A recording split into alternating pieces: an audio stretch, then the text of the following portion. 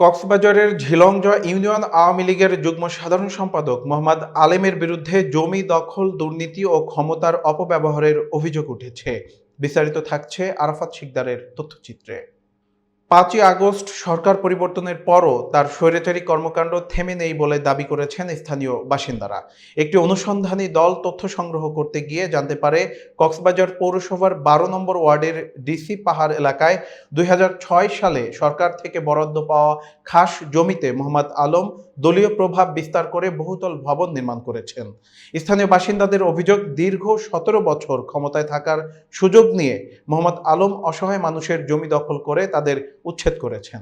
দখল করা জমিতে অবৈধভাবে বহুতল ভবন নির্মাণ করে সেগুলোর একাংশ বিক্রি করে লক্ষ লক্ষ টাকা আত্মসাৎ করেছেন।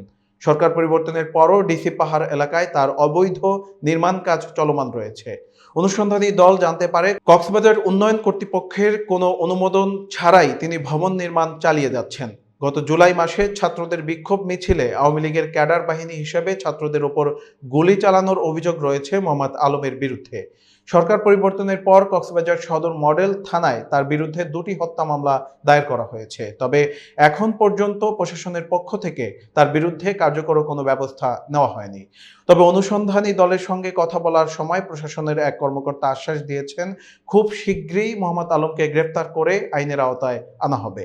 ডিসি পাহাড় এলাকায় অবৈধ ভবন নির্মাণ প্রসঙ্গে কক্সবাজার বন বিভাগের একজন কর্মকর্তার সঙ্গে কথা বললে তিনি জানান, বন বিভাগের কোনো কর্মকর্তা এ বিষয়ে অবগত নন।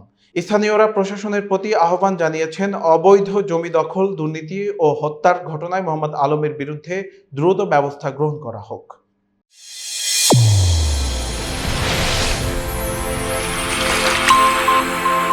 চ্যানেল A1 হৃদয় রেসপন্স।